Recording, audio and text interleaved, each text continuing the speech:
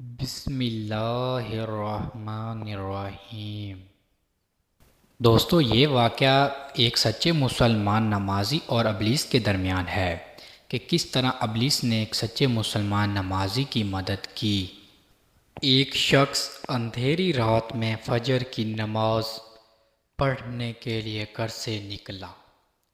اندھیری کی وجہ سے اسے ٹھوکر لگ گئی اور وہ منہ کے بل کیچڑ میں گر گیا۔ کیچڑ سے اٹھ کر وہ گھر واپس آیا اور لباس تبدیل کر کے دوبارہ مسجد کی طرف چل دیا۔ ابھی چند قدم ہی چلا تھا کہ دوبارہ اسے ٹھوکر لگی اور وہ دوبارہ کیچڑ میں گر گیا۔ کیچڑ سے اٹھ کر وہ پھر دوبارہ اپنے گھر گیا، لباس بدلا اور مسجد جانے کے لیے دوبارہ گھر سے نکلا۔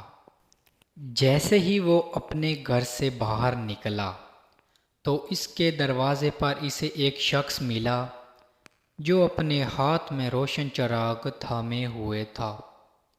چراغ والا شخص جب چپ چاپ نمازی کے آگے مسجد کی طرف چل دیا۔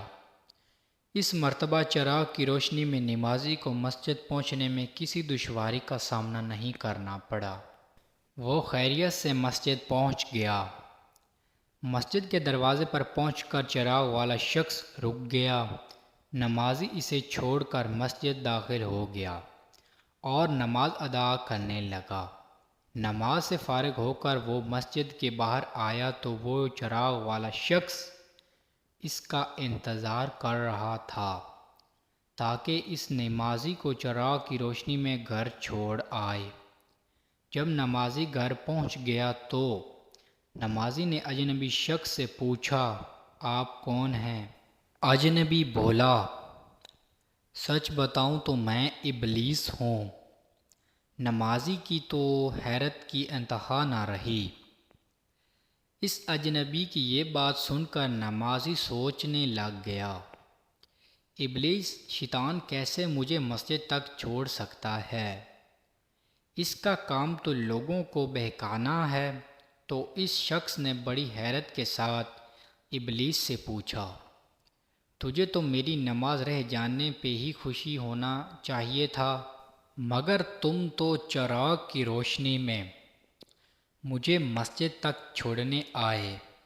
ابلیس نے جواب دیا کہ جب تمہیں پہلی ٹھوکر لگی اور تم لباس تبدیل کر کے مسجد کی طرف پلٹے تو اللہ تعالیٰ نے تیرے سارے گناہ معاف فرما دیے، اور جب تمہیں دوسری ٹھوکر لگی تو اللہ تعالیٰ نے تمہارے پورے خاندان کو بخش دیا، جس پر مجھے فکر ہوئی کہ اگر اب تمہیں ٹھوکر لگی تو اللہ تعالیٰ کہیں تمہارے اس عمل کی بدولت تمہارے سارے گاؤں کی مغفرت نہ فرما دے، اس لیے میں چراغ لے کر آیا ہوں کہ تم بغیر گرے مسجد پہنچ جاؤ۔